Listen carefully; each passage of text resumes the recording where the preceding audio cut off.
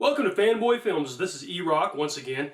I've been doing a series of debrief videos all about the late night war series that I've been putting together, but now I'd like to go back and look at the early days of Fanboy Films. If you look back, the very first video I did was in February of 2007, which was just over a year since YouTube launched officially. What I remember from back then were trailer recut videos were kind of making the rounds on the internet, even maybe before YouTube. Showing up on websites or whatever, getting linked from here to there.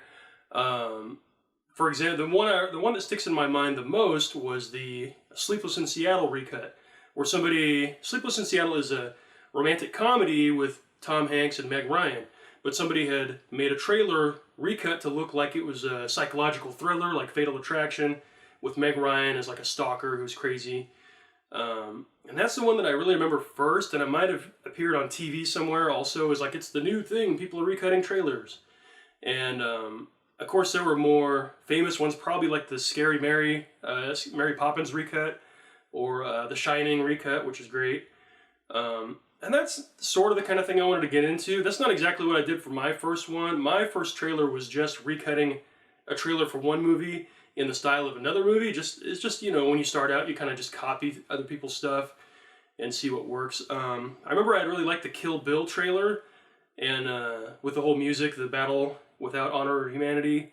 And so for some reason, I just got it in my head to recut the Superman 3 trailer in that same style. Because Superman 3, I think, was kind of a popular movie when I was a kid. I saw it when I was like 8 or 10, and it was fantastic. You know, he's turning a tornado upside down, and the don't walk and the walk sign guys are fighting each other. It doesn't make any sense, doesn't make a lick of sense, but it was funny when you're 8. And when those of us grew up, it was popular to look back at that movie and say it was junk. So it was kind of fun to recut it and try to take the cool bits out of it and sort of make it look like it might be a cool movie. Everyone remembers the junkyard fight. That was perfect. You know, some of the stuff with the computer at the end is kind of cool, but that was my first trailer. I think I remember it going together very quickly. Just, you know, recutting something to the exact frame and trying to match, you know, that's why at the beginning I have the trailer, and then at the end I have the trailer compared to the original Kill Bill trailer, so you can see it's just shot for shot, cut for cut, exactly the same until the very end. So that was my first experiment, and of course you can see it's in low quality. I probably downloaded the trailers off of YouTube. So yeah, that was my first entry, and I think it went together pretty quickly, like in one sitting or one evening or something. So then I thought this might be a thing I do. I might make little YouTube videos. The next one I did was a couple months later. It probably took me that couple months to put it all together. My Star Trek, The Next Generation, Dallas mashup, which was inspired by someone else, another YouTube user at the time called Morley or Morlice. I think Morley. Which unfortunately I don't think is on YouTube anymore. I wasn't able to find it recently. But it was somebody who had just taken the Dallas music and had cut the Star Trek clips to it, but it was all straight cuts. There were no visual effects or anything. And I thought, well, I have professional editing equipment. I can do that better. That's the kind of thing you sort of get away from later. It's sort of maybe bad etiquette to one-up somebody and say, I like your idea, but I can do it better. But at the time I did it, mostly it was because when you would do each character intro and credit, the original video just had like one picture of Captain Picard, and I knew I could do the three-way split and have, you know, 3 pictures of Picard with moving video on each one, which, you know, people that were just cutting stuff on Windows Movie Maker or iMovie probably didn't have that capability yet, so that was something that I could improve upon. That was the only reason to do it, was to improve upon it. And as you'll note, there's a lot of things in this video. There's a lot of clips that were not from Next Generation. They were from Deep Space Nine or Voyager or one of the movies. And that's because I was just working with whatever low quality clips I could find on YouTube at the time. And that whole opening part, which is just kind of like in the Dallas theme, it's showing scenic landscape shots of Dallas, the city. I thought I would be showing scenic landscape shots of the Alpha Quadrant, you know, all the different parts of it. So that sort of made sense to me. If I redid it, I would probably only use clips from Next Gen. You'll also see not all of them are framed correctly. Some of them are letterboxed at top and bottom, some of them aren't. And I would clean that all up if I was going to do it again. I would do it all in HD if I was going to do it again. So, which maybe I'll do someday just to clean it up. But that was fun, and that was definitely my most watched video for a long time. And it must be popular enough. I believe one of the comments in the early years, I mean, this is 12 years ago, somebody said that it was mentioned in some kind of British science fiction magazine or something. I don't know which magazine. I never saw it. If anybody has seen it, hey, let me know. I know there's at least 3 other copies of my video on YouTube currently. Other users took my video and took my video treatment of it but added different music or something, so that's cool. At least 2 of them gave me credit. I think one of them didn't, so I guess that's flattering, and like I said, it was my most watched video for a long time. My 3rd video was kind of inspired by a number of things. The Vanilla Ice Queen mashup. First of all, obviously, it's the most obvious mashup you could do because everybody knew that Vanilla Ice had stolen the melody or the rhythm from the Queen song, Queen and David Bowie song.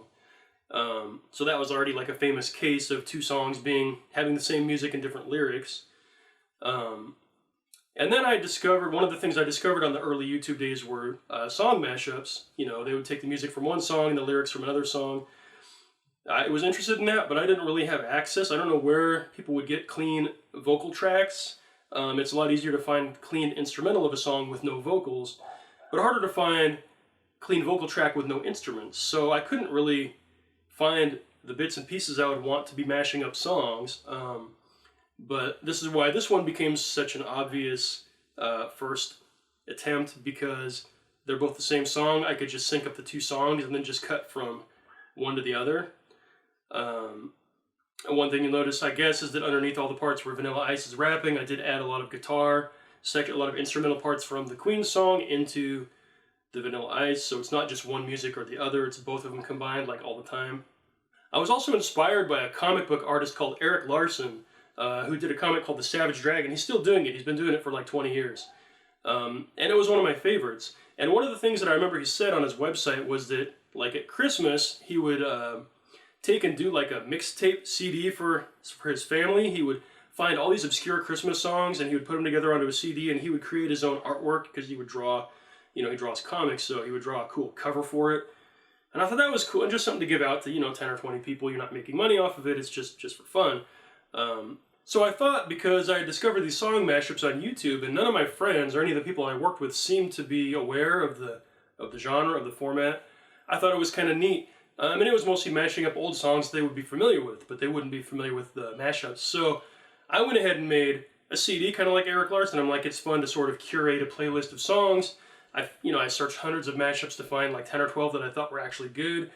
And then I made artwork for it. But I thought it would be better if I was going to present something to actually contribute to it myself with my own mashup. And so that's when it really all came together, and I thought I'll do the Vanilla Ice, Queen David Bowie mashup, and put it on the CD with a bunch of other mashups, and just, share it with 10 or 20 people and just say, hey, this is fun.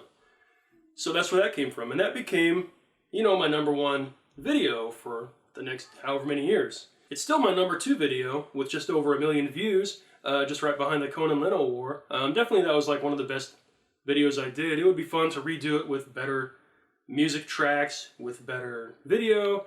The one that probably wouldn't, there's that little tiny piece in there from I worked at a Fox TV station, and there was a Fox special, I think it was called Hit Me Baby One More Time, and it was bringing back old one-hit wonders to perform their hit, and Vanilla Ice came on and performed Ice Ice Baby, and there's a little tiny chunk where he goes, it's right in the middle of the song, and he says, say Ice Ice Baby, or something like that. And that's taken from that TV special, which I'm probably not going to find a good HD, or not a HD, but probably not even a good clean SD DVD of it. It's probably just only going to be on the internet. Also, it was the first video I placed on a website. I don't know if it's still relevant to anybody, but it was called mashupcharts.com, where people who had made mashup videos and posted it onto one of the video hosting sites like YouTube could link their video onto mashupcharts.com, and I guess people would go on there and watch mashups, and they would get rated and ranked and all that. I believe at one point I was up to like 150 in the rankings. Now I'm down around 1,600 out of, I've seen at least 27 or 2,800 on there. I think there's more. I think at some point there was like 20,000, so I don't know if they're all still on that website. I mean, I know the website is still there. I don't know how many mashup videos are on it, but... So the Ice Under Pressure video had come out like a year after my first 2 videos, and then within that same month, I think a couple weeks later, I popped out the Star Trek Voyager / Baywatch video. This is kind of just doing the same thing as the Next Gen Dallas. reimagining the credits for one show in the style of another show with its theme song. You know, and Baywatch has a cool theme song, "I'll Be There For You," and some of the, and I sort of, it would be hard for me to do a side-by-side comparison like I did with the Superman trailer, because I borrowed elements from a few different Baywatch season openers. They changed their style throughout the seasons, and I borrowed a few different ones. My goal was to get as many of the Star Trek Voyager crew as I could that were half naked or wearing Hawaiian shirts or something like that, or casual clothes, and make it look like they were all at a beach party. So was I successful? I don't know, but at least I got Janeway running in slow motion.